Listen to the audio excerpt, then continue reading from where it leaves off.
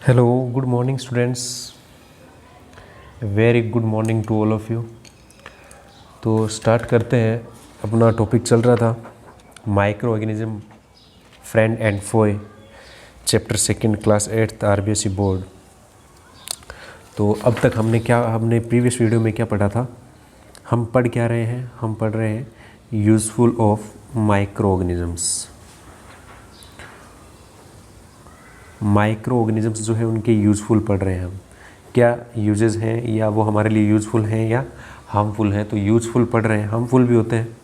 पहले जो है यूज़फुल क्या करेक्टर है उनके बारे में पढ़ रहे थे। प्रीवियस वीडियो में आपको मैंने बताया था कि जो वैक्सीन होते हैं, जो टीके जो बच्चों को लगाए जाते हैं, आपको भी लगाए गए होंगे, तो वो जो वैक्सीन होते हैं उनको किससे बनाया जाता है? वो वीकेंड बैक्टीरिया और वायरसेस से ही प्रोड्यूस किए जाते हैं। ओके, तो उनके बारे में जो है मैंने आपको प्रीवियस वीडियो में बताया था। तो पहला यूज़ तो हो गया कि जो माइक्रो ऑर्गेनिजम्स होते हैं उनको यूज किया जाता है टू मेक वैक्सीन बनाने के लिए। आज जो है दूसरा यूज जो है वो हम पढ़ने वाले हैं, और वो क्या है? Increase soil fertility. इंक्रीज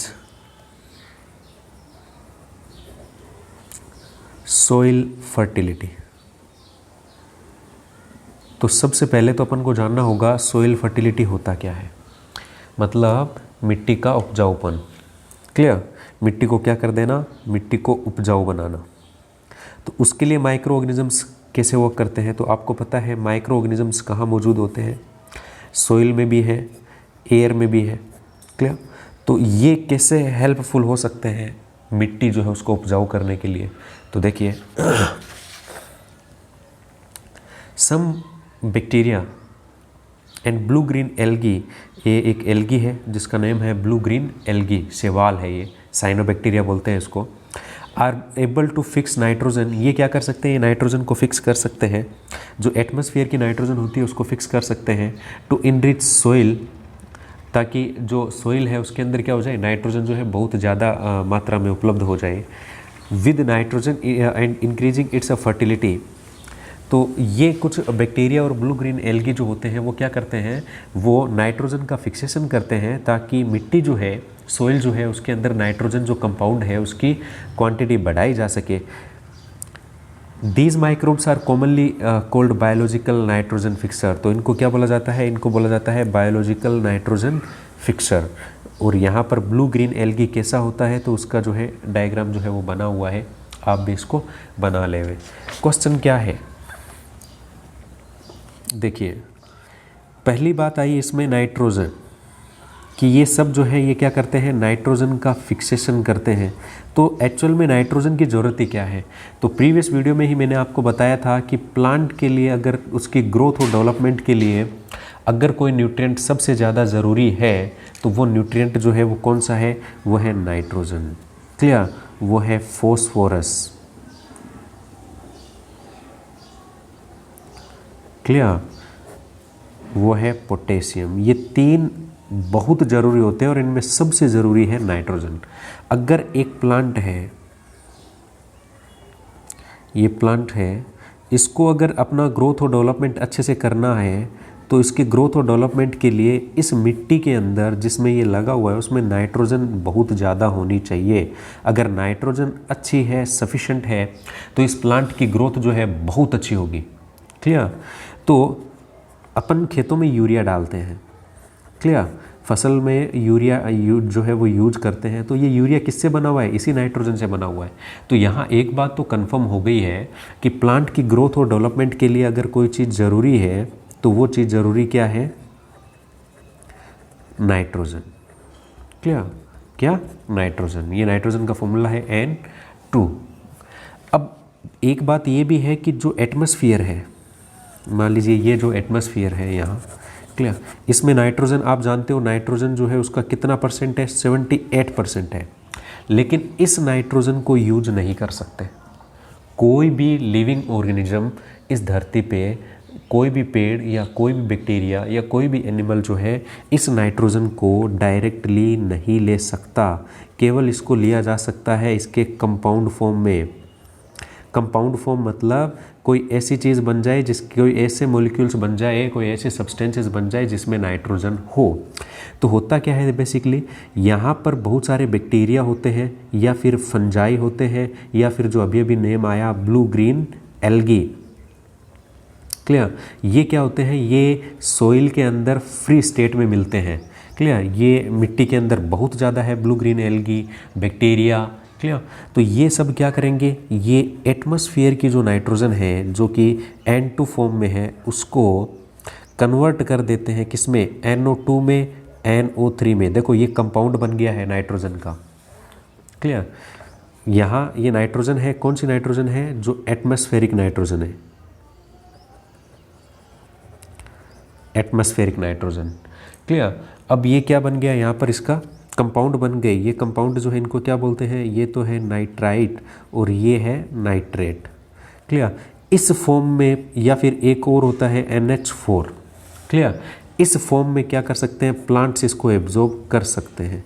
तो एटमॉस्फेयर की नाइट्रोजन को नाइट्राइट, नाइट्रेट और अमोनिया बनाने के लिए कौन काम करते हैं, बैक्टीरिया काम करते हैं जो सोइल के अंदर मौजूद है, यीस्ट जो फंजाई काम करते हैं जो सोइल के अंदर मौजूद है, और ब्लू ग्रीन एल्गी जो है वो काम करते हैं, क्लियर। तो देखिए कितना बड़ा यूजफुल है।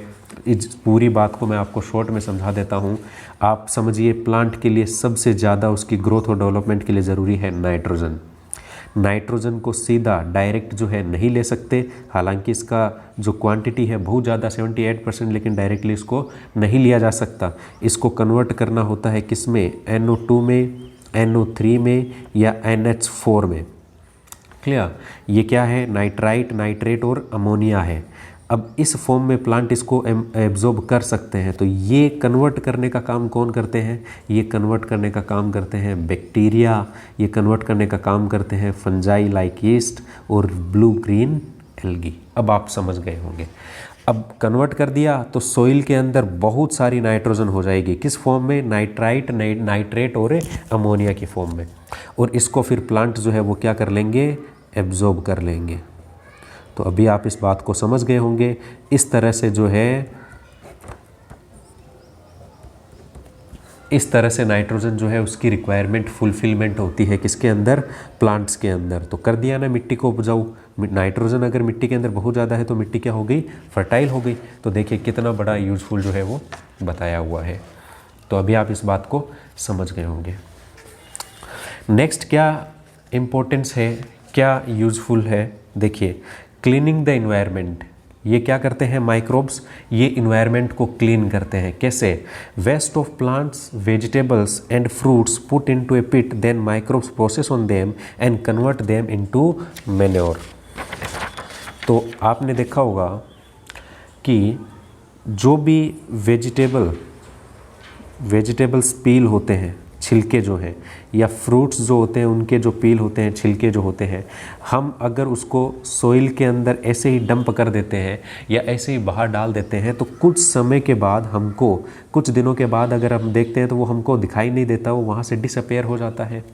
सिमिलर टाइप कई बार जो होते हैं, कोई भी एनिमल जो है वो मर जाता है, क्लियर। तो मरने के बाद वो सोइल के अंदर कुछ दिनों के बाद आपको क्या है, डिसअपेयर हो जाता है, गायब हो जाता है। कहाँ गया वो, एक्चुअल में उसके ऊपर क्या हुआ, उसके ऊपर माइक्रो ऑर्गेनिजम्स जो है उन्होंने क्या कर दिया, उन्होंने अपना प्रोसेस करना शुरू कर दिया। और ये माइक्रो ऑर्गेनिज्म कहाँ है आप जानते हो, सोइल के अंदर भी है जिसमें आपने इस पील को डाला था, इस एनिमल को डाला था, और ये हवा के अंदर भी है। तो ये क्या कर देते हैं, ये डेड एंड डेकाइंग मैटर जो होता है, सड़ा गला जो मैटर होता है, क्लियर, उसको क्या कर देते हैं, ये डिकम्पोज कर देते हैं, उसको डिकम्पोज कर देते हैं, नष्ट कर देते हैं, मिट्टी में मिला देते हैं। तो इससे क्या हो जाएगा, हमारा इन्वायरमेंट क्या हो जाएगा, क्लीन हो जाएगा। तो जो स्मेलिंग वगैरह, जो बदबू जो आती है वो सब कुछ नहीं आएगी। तो इस तरह से ये क्या करते हैं, इन्वायरमेंट को क्लीन भी करते हैं।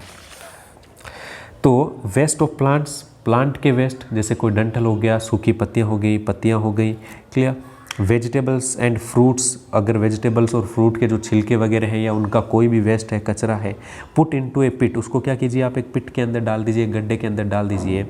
तो क्या होगा, then microbes process on them, तो उनके ऊपर माइक्रोब्स क्या करेंगे, प्रोसेस करेंगे, and converts them into manure, और वो इनको किस में कन्वर्ट कर देंगे, वो उसको कन्वर्ट कर देंगे खाद में। क्लियर, जो ऑर्गेनिक मैन्योर होती है उसके अंदर। Okay, the microorganism decompose dead and organic waste of plants. अब ये किसको किसको डिकम्पोज कर सकते हैं, तो ऑर्गेनिक मैटर को ये डिकम्पोज कर सकते हैं। ऑर्गेनिक मैटर होता है जो प्लांट्स और एनिमल से प्रोड्यूस होता है। तो dead organic waste of plants, plant का कोई वेस्ट है, एनिमल का कोई वेस्ट है, तो उसको वो कन्वर्ट कर देते हैं किसमें, सिंपल सब्सटेंसेज में। These substances are again used by other plants। अब यही जो substances होते हैं, अब ये क्योंकि मिट्टी के अंदर डिकम्पोज किया था तो उनके न्यूट्रिएंट मिट्टी में मिक्स हो जाते हैं और फिर वहाँ पर जो प्लांट्स या एनिमल्स होते हैं वापस से उन्हीं न्यूट्रिएंट्स को एब्जॉर्ब कर लेते हैं। Thus microorganism can be use to degrade, तो इस तरह से माइक्रोऑर्गेनिज्म जो है वो डिग्रेड करते हैं, नष्ट करते हैं हार्मफुल एंड स्मेली सब्सटेंसेज, ऐसे सब्सटेंसेज जो पड़े पड़े सड़गल रहे हैं उनको वो पूरी तरह से डिकम्पोज कर देते हैं और हमारे इन्वायरमेंट को क्या कर देते हैं, क्लीन अप कर देते हैं, एकदम सही कर देते हैं। तो ये हमने पढ़े यूजफुल माइक्रोऑर्गेनिज्म जो है उनके यूजफुल पर्सपेक्टिव्स। क्लियर, हमने पढ़ा कि माइक्रोऑर्गेनिज्म का यूज करके वैक्सीन बनाई जा रही है। हमने पढ़ा माइक्रोऑर्गेनिज्म्स जो है वो सॉइल फर्टिलिटी को इंक्रीज करते हैं, सॉइल फर्टिलिटी मिट्टी का उपजाऊपन, और हमारे इन्वायरमेंट को क्या करते हैं, क्लीन अप करते हैं, हमारे इन्वायरमेंट को स्वच्छ करते हैं। क्लियर, तो ये था आज के इस वीडियो ट्यूटोरियल में, आपको पसंद आया होगा। थैंक यू फॉर वॉचिंग, और आप जो है इसके नोट्स जो है वो भी तैयार कर लें। Thank you.